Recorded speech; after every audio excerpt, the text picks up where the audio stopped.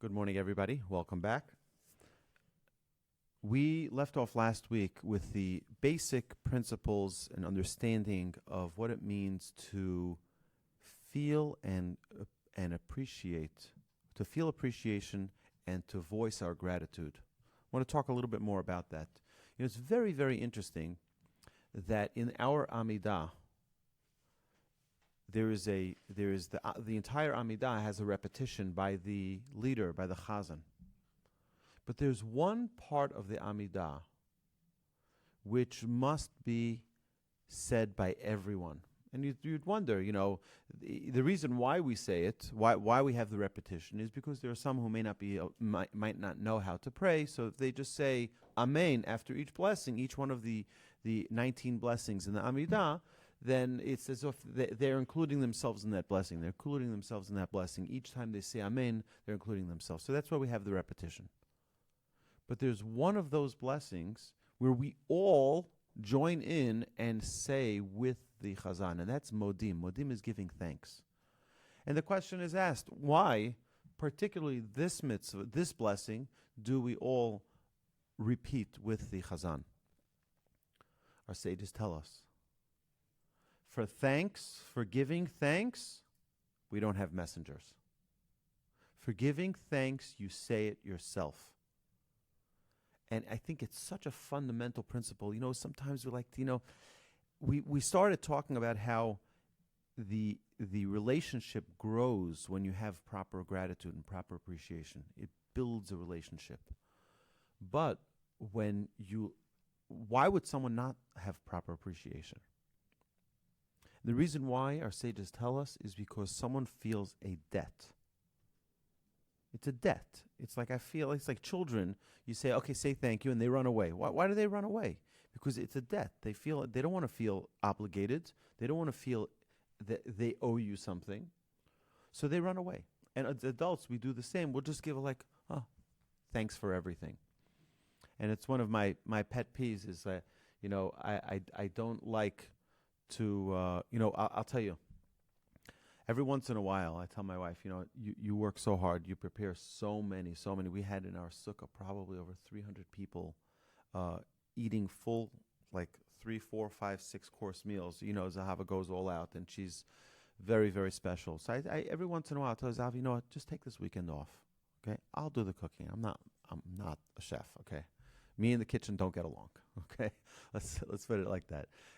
But I could throw a good barbecue. There's some things I can do. By me is if anyone wants a salad ever, by when it's one of my barbecues, right? French fries is as vegetables as you're getting. Okay, that's the salad. Okay, so that's right. You like that, right? Okay, there we go. I'll invite you to one. It's like it's meat and more meat, and we'll throw in some vegetables in French fries, right? So spicy fries. Okay, there we go. So the idea is like this: is that I realized that, do you know how much work it entails to put together a meal? Do you know how much work? And we don't appreciate it. We just come, it shows up, and it's all beautiful, and it's all delicious, and it's just perfect. And it's like we don't realize what really goes on behind it. That is not only with food. That's with everything. With everything. I'll give you just an example. We're sitting here in a beautiful building, right? And we're accustomed that we would come in, it's clean, it smells fresh, the lights are all working, everything. There's a lot of work that goes into making the place operate beautifully. And when something isn't working, everyone's very, very, very comfortable announcing their disliking to the director, to the facilities committee, right? But why don't we have that proper appreciation? And it's for everything. You know what? You go to a supermarket and you like the place, it's clean, you like say something. Show your gratitude. And there's a multitude of opportunities every day to express your gratitude. So let's continue where we left off yesterday. And there's no shortcuts. There's no shortcuts to saying thank you and to appreciating. So our sages tell us that appreciation is part of kindness, and we'll see soon why. Appreciation is necessary for everything we have, and it doesn't matter if the person we benefit from is paid. Right? A worker man fixing your home, a housekeeper, even our spouse, and for sure someone, a friend, who does us a big favor. Right? Appreciation is the key to us becoming better people. You want to become a better person, the first trait you need is to properly appreciate. So we started mentioning this last week. What is a sign of love? What is a sign of love? So there are many ways you can express love. But why does flowers in a relationship between a man and a woman always express love? Well, flowers. And I think we mentioned this last week, right? You bring a man flowers, it's like, why? They're going to be dead by Tuesday, right? And a woman doesn't think that way. Why? So there's something like this. There's something that we have to understand, that there's a difference between a luxury and a necessity. Anybody know the difference between a luxury and a necessity? Luxury I can live without. Necessity I can't, right? It's very nice to have a Bentley. But if I don't have a Bentley, life's not going to end. Bread, on the other hand, is not a luxury. If you don't have bread, you're dead. So that's a necessity. Yet, what do people appreciate more? When someone gets a nice car, they're like, oh, thank you so much. Or they're so excited. God, thank you. Like, look at this car. I love it. But when we get bread, do we show that appreciation? And if you just flipped them around and took them away, you can live without the car. But you can't live without the bread. Yet the bread is the one we appreciate less. It's an unbelievable thing. Love is when someone does an act that they didn't need to do. If a husband brings home flowers for his wife, or a wife prepares a lunch for her child and put a little I love you note in the bag, that represents love because it is beyond what is necessary. When someone does something that is beyond the necessary, that's a sign of love. God, who created mankind, must provide a basic level of sustenance. Right? God needs to give us bread and water. By the way, this is not me saying this, the Talmud saying this. One of the blessings that we have, which is one of the shortest thank you blessings, it's an incredible blessing. It says, Borei nefashot rabot v'chasonan. God created so many living beings and their lackings, right? Everyone needs to exist. You can't expect, put a fish in a fish tank and it'll live without you feeding it. Right? You don't feed it a couple of days, it's dead. God cannot put us into this world and not give us sustenance. But we thank him for that. And then it says the blessing, V'al kol ma shebarata lahachayot behem nefesh kochai, and for everything that you made to liven up our lives, to make it beautiful, we thank you for that as well. Because that is a luxury. You know what a luxury is? A luxury is an apple, an orange, a banana, carrots, cucumbers. You name your favorite fruit and vegetable, that is a luxury item. Even though you can go to any supermarket and buy it in plentiful quantities. That is a luxury. Do you ever wonder how many love notes God is leaving us every single day with all of those luxuries? We've established the only thing God must give us is bread and water. Otherwise, we're dead. So he's putting us into this world, not giving us basic sustenance. We can't exist. Okay, so bread and water. Even that we give thanks for because we love this life we live. But anything beyond that, God does not have to give it to us. That's all. I'm just giving it to you. It's like flowers. I'm giving it to you. You know why? Just because I love you. Imagine if we woke up every morning, we said our Moda Ani, we wash our hands, and then we just see, we go to the bathroom and we see a note on the bathroom wall, it says, I love you. You open up the sink, you have running water, it says, I love you. You see your toothbrush and toothpaste, there's a note that says, I love you. You go to your refrigerator, there's a love note that says, I love you. And all over, everything you touch, there's, right, it's a love note from God. But God takes it one step further. There is no fruit that tastes alike, and there are no fruits that smell the same. And there are no fruits that have even similar shape. You have an orange is like this, an apple is like that, you have a mango is like this. Everyone has its own unique design. God went through every detail to say to us, I love you, in a unique way. We take it for granted. We don't. That's right. I say, you want to feel love? Walk into a supermarket, go into the grocery aisle, and just look at the fruits and vegetables. Just look. Look how beautiful they are. It's amazing. And you have all these different herbs and spices. Not one smells alike. All unique. Just take a smell. Right? We have a blessing, by the way, for every single one of these.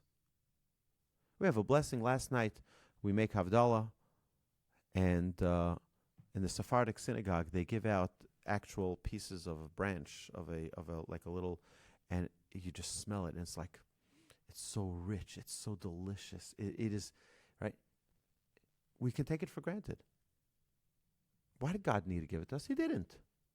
He absolutely is not obligated to give us anything. So why does he do it? Because he loves us. All we need to do is say thank you. That's it. Thank you. And that's it the Almighty wants from us. He wants that relationship. He's giving it to us. Hopefully, he'll get that little thank you. What you're describing, you could say, is situational. We're blessed to be in the United States. Let's say you were in Russia 50 years ago, and you went to a supermarket. Right. And there was nothing. That's correct. That's correct. It is a very, you know what? It's not because there aren't resources there. It's not because God doesn't provide for his creations. It's because you had evil dictators who didn't allow people to, and it's, I'll tell you what's even sadder. I spent some time in the former Soviet Union, and I had the incredible privilege of teaching and being involved with incredible programs that are still going on there now.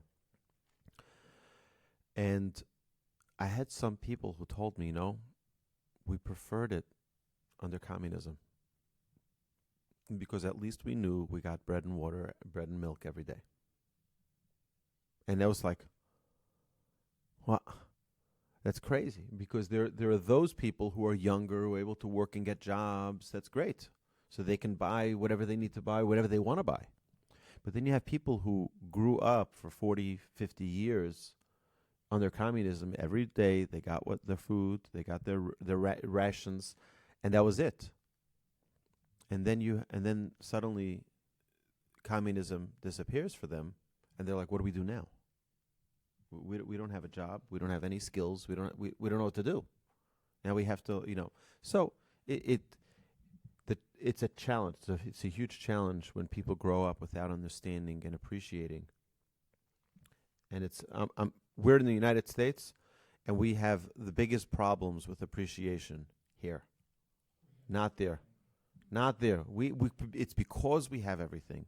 It's because we have such an incredible abundance of goodness, and we take it for granted.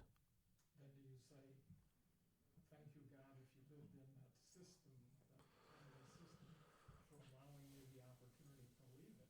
Yes, absolutely. And for every situation that a person has, there's an opportunity to also give thanks and appreciate for what it is that you have.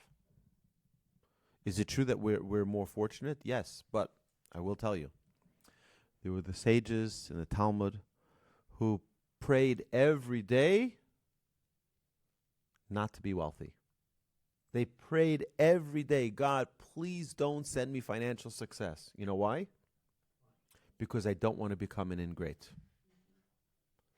When people start making a lot of money, suddenly they feel like, you know what, everything's coming to me. It's my money. It's my. And they prayed, please, God, more than I want you to give me money to sustain myself, I want you not to give me money so I don't become an ingrateful. And it's living in a reality where we recognize that everything is from Hashem. Every single thing that we have is from the Almighty. I can tell you, I feel miracles literally every single day. Where I've had over the years so many deadlines and things that, we have to come up with certain resources. And God sends messengers. You think it's going to come from here, it comes from there. You think it's going to come from there, it comes from here. It's unbelievable. God is always there waiting and listening and there to help us. So we look at what Hashem gives us, much more than the necessary. He gives us the apples, the oranges, the vegetables, and He also makes them beautiful. Bechein, bechesed u'verachamim. In our prayer, in our grace after meals, God gives it to us with beauty, with splendor. It's a post-it note from Hashem that says, I love you. Recognize it and feel this love. You have to feel it. You have to express it. And there's no expiration to the gratitude and appreciation. There's no expiration date. You benefit from someone? I'll tell you an amazing story. There was once a Hasidic Rabbi who had a big following. And there's a man who came to visit the Rebbe who was not a scholar, not exactly what we would call a righteous person to begin with. And the Rebbe stands up for him when he walks in, and he gives him a big honor, and he sits him right next to him, and everyone's like, what? This lowlife? This is the guy you're giving honor to? So the Rebbe said an incredible thing. He said, this guy once took me into his house when I was traveling. And he treated me so poorly. He put me to sleep in the barn with the animals. He mistreated me in every possible way. He says, but that gave me an opportunity to grow spiritually that I could never have grown otherwise. So I owe him a debt of gratitude. See, even when someone mistreats us, if we can benefit, people say, oh, that guy fired me from my job. I had to struggle to find, I'm doing much better now. The world opened up for me and I have a whole new career and a whole new experience and making more money and everything else. But he fired me. No. He opened up new doors for you. Send him a letter saying, thank you. Thank you for firing me. Thank you for giving me this new life that I have. Which possibly could never have happened had they not done that. But God sends messengers. And we think, oh, this is terrible. Look how evil they are. Look, I lost my job. I had an individual called me up one day and he says, Rabbi, and he's crying, he's wailing, he's the worst. Never had it so bad. He says, I just lost my job. 28 years with this company. It's my life. It's my DNA. I bleed the company's logo. I bleed the company's, I am it. The people ask my identity. They know this is my identity. I said to him, okay, I'm so sorry about this. It's really terrible. We're going to try to help you out. We're going to try to figure out a solution here. I said, but you know what? If you're already crying, it says that the gates of heaven are not closed for tears. The gates of heaven of prayer the gates of prayer are sometimes sealed, but the gates of tears are never closed. I said, if you're already crying, ask what you want. And he asked for what he wanted. He wanted to stay in his region and continue to work for the company, and he was offered a big settlement, and he didn't take it. He did not take the settlement. He says, I want to stay working for this company, but not under this leadership, under this, And a few months later, he got exactly what he asked for. Exactly what he asked for. And I speak to him every once in a while, and he tells me, oh, that guy, the way he mistreated me. I'm like, no, stop. Don't say anything negative. I said, are you happy with what you have now? He says, oh, it's a dream. It's the best thing in the world. I said, you remember when you asked me, you told me, I said, ask whatever you want from the Almighty. You're crying already. You might as well ask for what you need, right? And he said, I said, did everything that you asked for come to fruition? He says, every single thing, exactly the way I wanted it. It's even better. I said, so who's to thank? Of course to thank the Almighty. But if that guy wouldn't have fired you, wrongful termination, whatever, it doesn't make a difference. You would never have gotten to this place. So you owe him a thank you. He says, me thank him? Yes. Yes. He may not have intended it to be for your benefit, but God intended it to be for your benefit. We can't help but have the human element. You know what? I never really liked the guy. The guy never liked me. He never complimented. We can have all of these human aspects. That's fine. But at the end of the day, did we or did we not benefit from that individual? Get them a big thank you card. Thank you for opening up new channels in my life. Thank you for being that vehicle, that angel who opened up those doors for me. So, why do people feel hesitant to appreciate?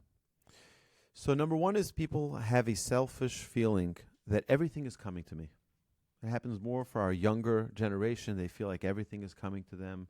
You know, they want to have everything at their fingertips. They want to be able to talk to their devices and have the lights turn on, turn off. If it doesn't, you know, what's it worth?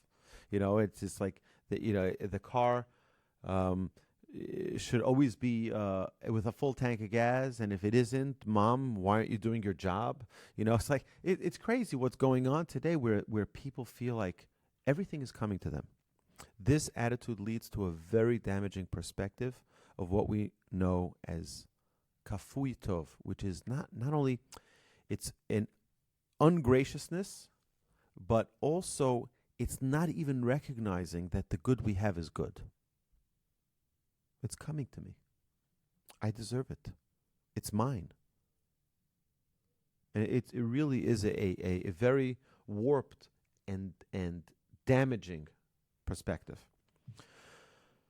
Someone comes to be a guest at your home and asks what they can bring. As much as you don't want them to bring anything, right? Don't bring anything. Please, you're my guest, right? Allowing them to bring something so that they can feel that don't feel that they're owing you for your kindness. Right? It's actually, the Talmud says that when someone is a guest at someone's home, they should bring something that to contribute to the meal, so to speak. But that what really is lying behind it is that when you come to eat by someone else's house, you feel like, I need to come to eat by someone else. Right? I need to be a guest by someone else's house. Right? Can't I sustain myself? It's a very interesting thing. I'll just go on a side note for a quick second. You know, the Torah tells us that Abraham performed 3 mitzvahs with his guests whenever they came. He gave them achilah, he gave them food, he gave them shtiyah, he gave them drink, and he gave them leviyah, he walked them, he escorted them out. So our sages tell us that if a host doesn't walk his guests out, then what's left is only achilah and shtiyah, only food and drink.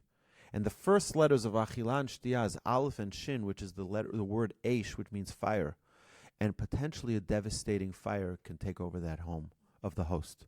So my rabbi asked, he says, that's the most ridiculous thing in the world. You're telling me you host someone in your house, you bring them in, you wine and dine them, but you don't walk them out, and you're in danger of having your home burned down? I mean, that's the craziest thing. So he says, no, that's not what it means.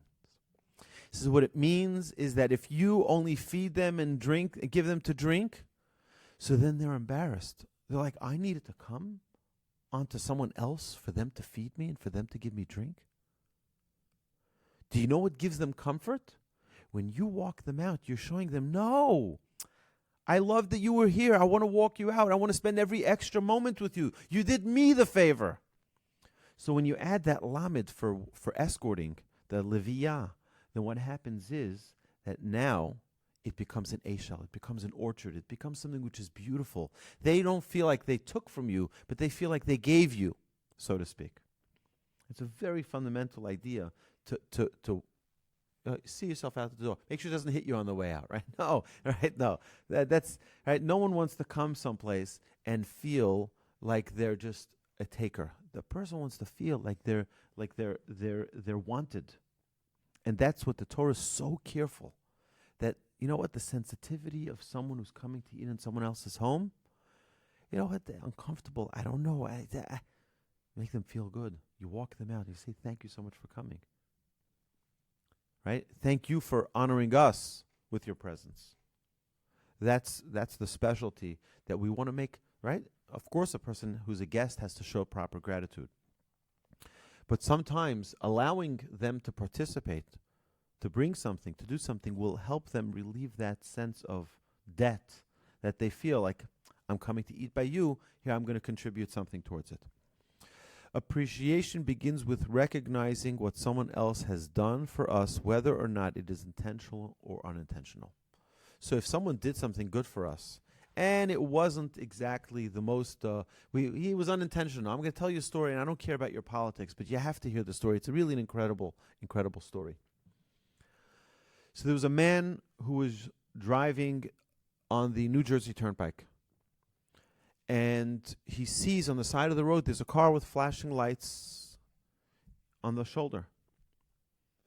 And he sees someone. It's cold at night. There's snow on the it's really cold. The car must have something. He quickly slows down, pulls over the side of the road to the shoulder and backs up. And he sees it's a limousine.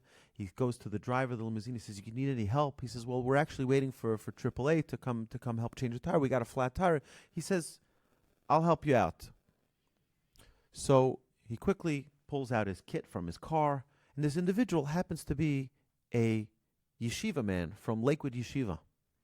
He learns in yeshiva, and he wants to help out another human being who needs help on the side of the road. It's a cold night. And he tells the driver, "Stay in the car with your client, with whoever's in the back of the car. Just I got it." He quickly unratchets the wheel and takes out the spare tire from the trunk, puts it on the car, closes it back up, and he's about to leave. So the chauffeur comes out of the car and he goes to the individual. He says to him, "My client wants to know your name and address. He wants to just thank you for your kindness." He says, "No, it's not necessary. Come on, it's like another human being." And he says, No. He's insisting on knowing your address, where you live, and so he can just thank you. Okay. 2 days later, he gets an enormous bouquet of flowers at his house. And in the bouquet, there's a note. It says, "Thank you so much for your kindness in stopping in the middle of the highway on a cold night to help me with my car. Your mortgage has been paid off. Signed, Donald J. Trump." And it's a true story because I have the video where someone asked him on his apprentice, "That story that was told about you, is it actually true?" And he says, "It's true. I did that." And I think it's an incredible, what I like about it is that he has plenty of things to be busy with. Every one of us has plenty of things to be busy with. We all have a busy life. But are we willing to take the time to show our gratitude? Now, I'm not sure that I would take all of my Musar messages from specific individuals, but I think this is an important lesson. Whoever you get the lesson from, it's a worthwhile teaching. I'm not sure if I shared this story, but my mother went to pay a shiva call to one of the great rabbis who lived in our city in Muncie, upstate New York, and his name is Rabbi Mordechai Schwab. And it's funny because I remember when I was in 6th grade, 7th grade, my mother would sometimes pass where the yeshiva was, and I'd see my mother, playing on the playground. I'd wave to my mother. My mother would stop the car and, "Hey, how are you? Do you need anything? Everything going well?" "Everything's going great." "Okay, great." But some days I'd see my mother and she'd be glowing. I'm like, "What's going on?" She's like, "I saw Rabbi Schwab today." Like she's like her whole face. So my parents were very, very close. He was a really, really special man. My youngest brother is actually named for Rabbi Mordechai Schwab. That's how much they loved him and adored him. I'll tell you just an incredible side story. My father would learn with him every Sunday. They had a little chavrusa, a little study partnership. And this, he's a sage, great Torah scholar. My father asked him, can we learn together? He said, sure. So they had a study partner Sunday afternoon. I think it was 5 o'clock, 5:30, for a half hour. And one Sunday, my father got busy, however Sundays are, with a family full of 7 boys in my house and 2 girls. It's a busy house. And my father totally forgot about it. My father did not know what to do with himself. He's like, he totally forgot. Suddenly the phone rings, and it's Rabbi Schwab.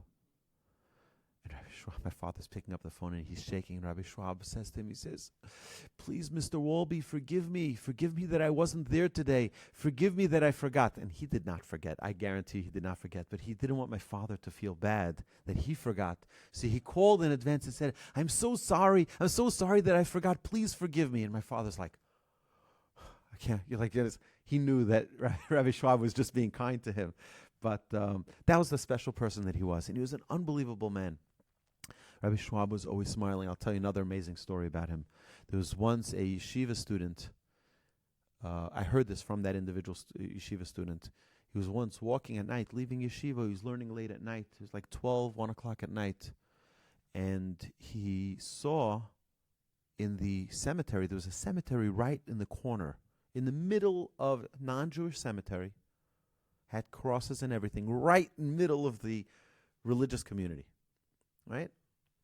Cemetery is about 100 feet by 200 feet. It was an old town, and there were non-Jews who lived there once upon a time. So the student is standing at the corner, schmoozing with his friend. They were walking from the yeshiva, heading home, and he sees like a little ghost or something walking around in the cemetery. He's like looking. He's like, am I seeing something? Like, is someone walking around in the cemetery? What does it look like? This little black thing walking around. They're walking closer and they're terrified. And they look, they're like, is that Rabbi Schwab? Is that Rabbi? So they ran over. They said, Rabbi, what are you doing here? What are you doing here? He said, listen, tomorrow the landscapers come. They come to do the between all the graves. And there's some cups and stuff that go from the street. And he says, I don't want them to think that the Jewish people disrespect the cemetery of non-Jews or something like that. So he would go every week before the landscaper would come. He'd clean out all the garbage, right? Whatever it was, you get a paper plate, a plastic bag or something, get from the streets. And he didn't want them to think that the Jewish people, God forbid, disrespect, an open area, and he would go himself in the middle of the night so nobody should see, and he'd clean up all the garbage. After that, the students did it, and they didn't let him do it anymore, but just to tell you what a special man he was. So either way, when he passed away, my mother went to pay a shiva call, and one of the stories that the Rebbitzin told my mother was really incredible. She said that when his pants wore out, did I say the story last week? When his pants wore out, he would fold it like it was brand new. He would fold it neatly on its whatever creases are worn out already. But he would fold it nicely, and he'd put it on his bed, and he would rub his hands on it and say, thank you so much for dressing me. Thank you so much for keeping me warm. Thank you so much for making me look good. And then he'd move it down, a couple of inches towards the end of his bed. And then the next night he would do the same thing. And then the next night the same thing, till it got to the end of the bed.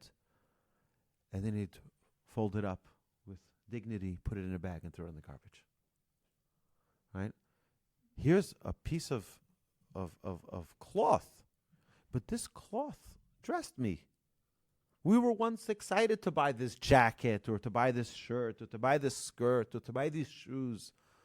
But now it's like it's old, so just throw it out, right? To show that proper appreciation, not to just, make light of it. There's so many ways to show appreciation. I'll tell you a story. My wife's grandparents of blessed memory. So my grandmother was she was a pistol. Zava's grandmother she was an incredible woman. But her husband had he was a diabetic, and he became blind at a young age. And he wasn't able to see. Right? By my father-in-law's bar mitzvah already, he was blind. And the kids, he had a great sense of humor, and the kids would always play with him, and they'd play all these games with him, and he would know exactly each child. He'd feel their face, and he would know exactly who the child was. He was like really a special man. Either way, one time, thieves broke into their house, and they were home. So they tied them up. And my grandmother says, please, my husband is not well. He has difficulty breathing. He's blind. Just don't tie him up, please. Do what you do, but you don't have to tie him up. So they didn't tie him up. After the whole incident happened, so they called their children to tell them what happened. And they're like, what? We can't believe it. What happened? She says, no, please, don't be upset. They were really nice robbers. Right? We asked them not to tie up Daddy, and he didn't tie him up. He's such a mensch, Like, so even to a thief, you can be appreciative. So, yeah, exactly. So, there was a story that's actually told about a Holocaust survivor that he had grandchildren. This is in England later. And he had grandchildren who were playing with they found a mouse or a rat, and they were like, playing with it. And they, we know what kids do with. So the grandfather sees it and he says, please, he says to his grandchildren, he says, please don't do that. Please. He said, what's the matter? It's a rat. Leave it alone. Like, let us, play with it. Like, he says, when we were in the camps and we were so freezing cold and we would all lie together, he says the rats would come and lay down next to us and warm us up. You understand? A rat, even in appreciation, that would warm them up, right?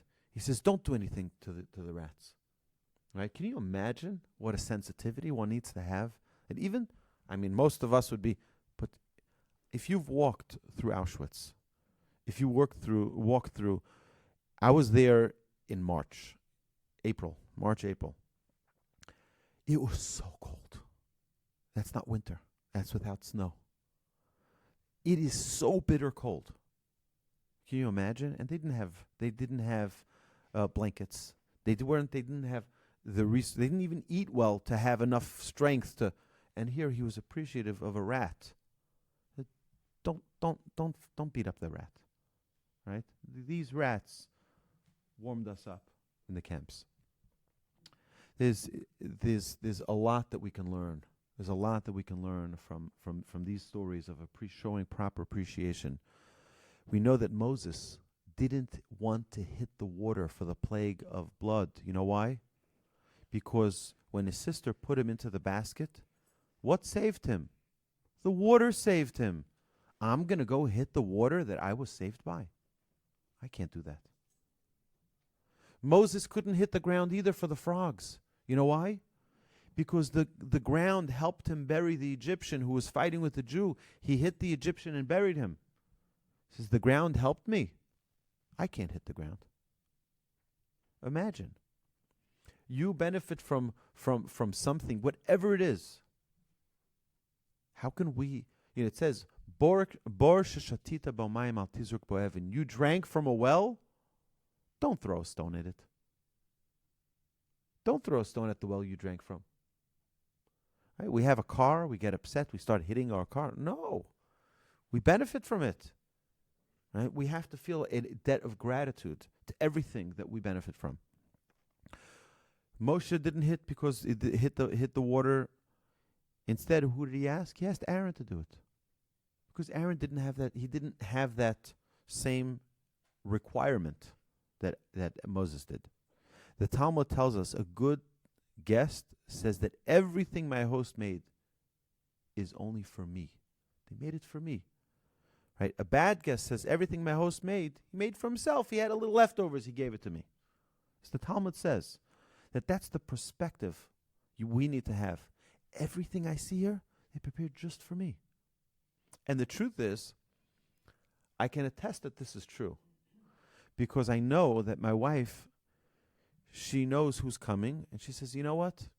last time they were here, I had this type of fish. This time I'm going to make that type of fish. Last time they were here, they had this type of chicken. I make a different type of She really thinks it through to say, I want to make something special for them. I want to make something. So you think, like, oh, they just make every week is a special menu. Every week it's unique, and it's thinking through each person. How do I make them feel something special? It's unique. It's something which is made particularly for them.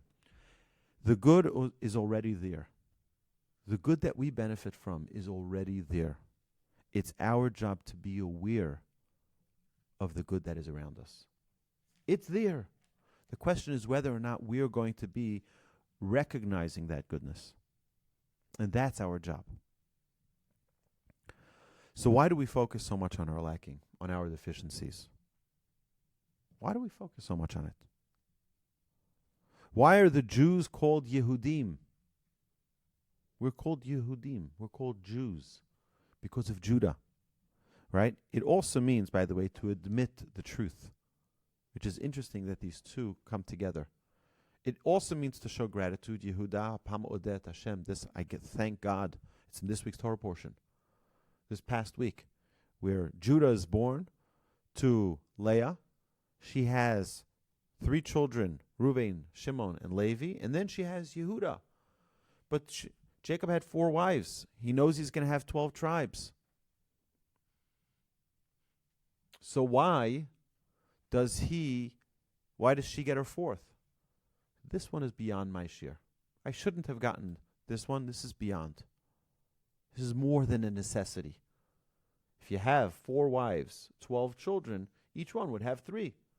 But this was her 4th. This was Leah's 4th. She says, Apamodet Hashem. This time I received well more than my share. And that's the name Yehuda. The Jewish people are called Jews because of Judah.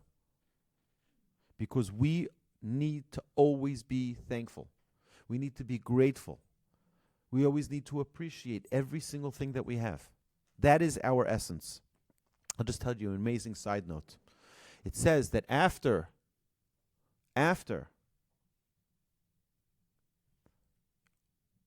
Rachel was supposed to be the wife of Jacob, and she saw that her sister was going to be embarrassed. The night before the wedding, Laban comes up with a plot. He says, no, we're not going to marry the young. By the way, Leah and Rachel were twins.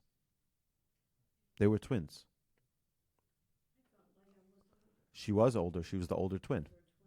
And that's why she was going to marry the older twin of Jacob, which was Esau. And that's why she cried and cried and cried and cried and cried. Because he wasn't righteous. And she didn't stop crying till the last moment God comes in and saves her. Right? And it was through Rachel's kindness, by the way. Imagine what Rachel did. Imagine you're excited, you're engaged to the most incredible man, the man of your dreams. He's your knight in shining armor. He's on that white horse, and he's like, wow, he's the everything you've ever wanted. He even worked for 7 years to get your hand in marriage. And the night before, and he knew that Laban was a trickster. So he sets up a code with Rachel, and that under the chuppah, under the canopy, he'll ask her for the code. She'll tell him the code, and then it won't be any switcheroo on the process. Laban says, I'm sending Leah up. Leah's going to be the bride, not Rachel. Rachel sees this. She says, how can I let my sister be embarrassed? How can I let my sister go up to the canopy? Jacob's going to ask for the code. She's not going to know the code. He's going to say, this is a scam. Right? You have the photographers there. You have all the guests there. You have everything going on. And Jacob's going to say, you see, Laban, you son of a gun. I knew you would do this to me. And what would happen? Leah would be embarrassed. Rachel says, I can't see my sister be embarrassed like that. So she gives her the codes. You know what she did by giving up those codes? She knows her father is a scam. She knows that Jacob did not like her father. He's not going to work for another 7 years. She's ready to give up her betrothed. She's ready to give up everything she dreamt of For what? For his sister not to be embarrassed. Our sages tell us that act is the greatest act done between Abraham, Isaac, Jacob, the tribes, Moses, Aaron, King David, King Solomon, everyone. The greatest act ever done was this act of selflessness by Rachel. She was ready to give up her entire life so that her sister not be embarrassed. And that's why, if we look at the prayers, it says, Min'i kolech mi bechi. It says that all of our ancestors said, we want that the future redemption of the Jewish people will be in our merit. And God says to Abraham, what did you do so great? Abraham says, what do you mean? I was ready to bring my son as a sacrifice. And Isaac says, please let it be in my merit. What did you do? It says, I was ready to be as a sacrifice. And Jacob says, let it be in my merit. You see, I lived by Laban for 20 years, and I didn't go in his ways. I stayed stayed steady. And Sarah and Rebecca and Leah and Moses and everyone says it's in my merit. It should be in my merit. And Rachel is crying. God says, Minni kolech mi bechi. You don't need to cry anymore. Ki yesh sachar lipulatech. There's a reward for your action. It's going to be in your merit. Vishavu banim legvula. It's going to be in your merit that the children are coming back at the end of time. You know in whose merit we're going to be. By the way, there's only one place in the world that was created for prayer. See, the temple was created for offerings. It was this is God's home. This is God's place. Okay, so it's a great place to pray as well. But there's no other place that was created for prayer. You think of the cave of Machpelah, right? The cave of our patriarchs and matriarchs. That was the burial place of Abraham and Sarah and Isaac and Rebekah and Jacob and Leah and Adam and Eve and Esau's head, right? So they have many great things going on there. But it's their burial place. Wasn't made as a place for prayer. Rachel, she says, I want to be buried on the road. Because when the Jewish people are going to be leaving Jerusalem to Babylon in exile, they're going to be passing by this road. I want them to have a place to pray. Rachel's tomb is the only place on planet Earth that was made for prayer. It's unbelievable.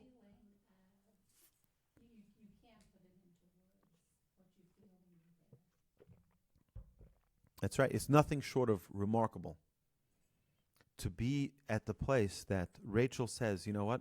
Don't put me in the tomb of the patriarchs. Don't put me at some other nice, fancy, burial site. I want to be on the road. Derech Beit Lechem. Because when the Jewish people are going to be in exile and they're all going to be filing out of Jerusalem, running away from the Romans or from the Greek or from whoever it is, they're going to be passing right by that road. I want them to have a place to pray. Rachel's such an amazing. So let me tell you a little bit about Leah. Leah realized that she was pregnant with her 7th child. She already had 6. Okay, so now the others will have 2. So she's going to have now the 7th, and it was going to be a boy. She prayed, God, please make it not be a boy. Make it be a girl. And that was Dinah. Please, God. And what happened with Dinah? Dinah was abducted. She was raped by the people of Shechem. We know that Levi and Shimon took retribution. They took their revenge on the people of Shechem. They wiped them all out. But Dinah, in the process, became pregnant. And she had a daughter. And the brothers felt this daughter is not a valid member of our family. Jacob said, don't touch her. Don't kill her. They were going to kill her. The brothers are going to kill her. Yeah.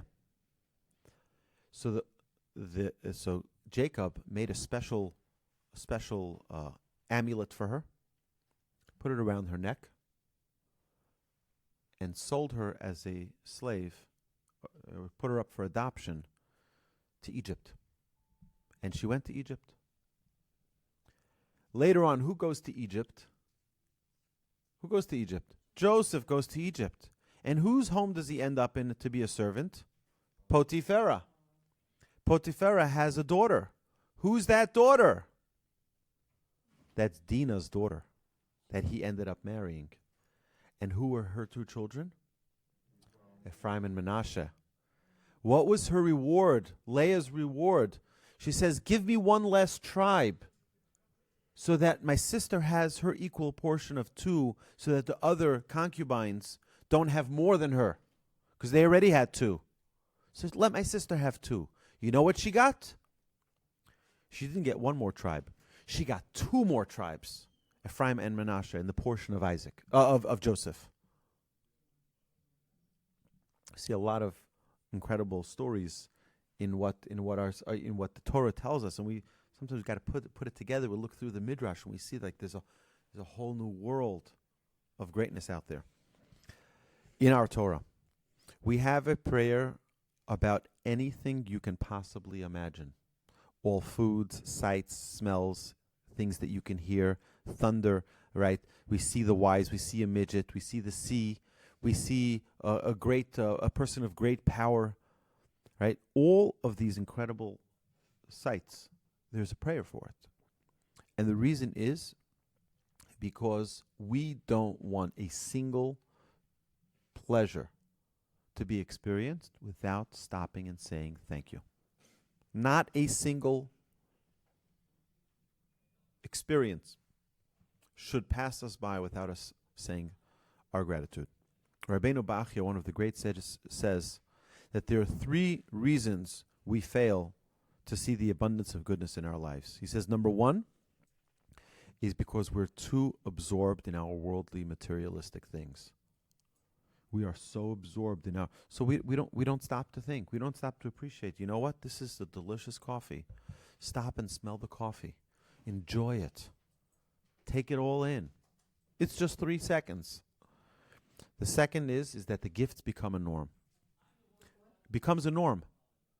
It's a norm, right? So this is the way it should be. Right? My car always starts every morning, so I don't have to appreciate when I put the key in the ignition and it turns on. And then the third is we focus too much on what we don't have.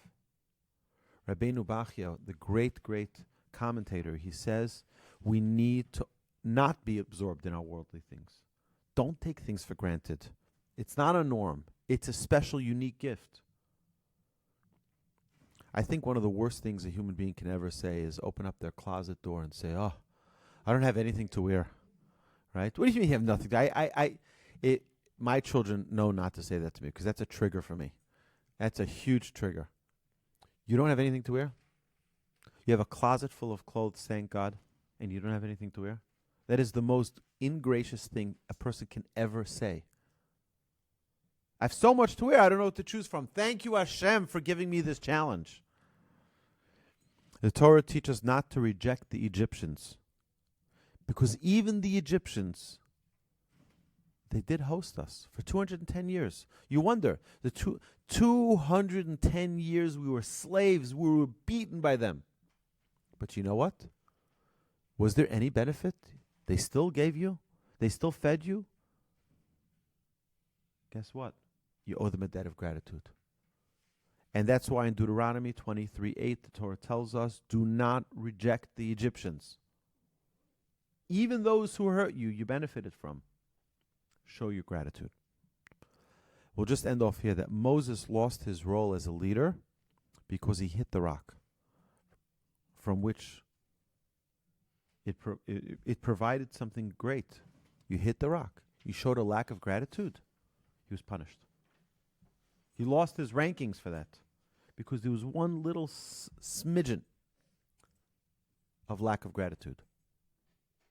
So we'll continue next week. God willing, we'll continue this topic. There's still so much to talk about. I still got pages and pages and pages to talk about. So God willing, appreciation never ends.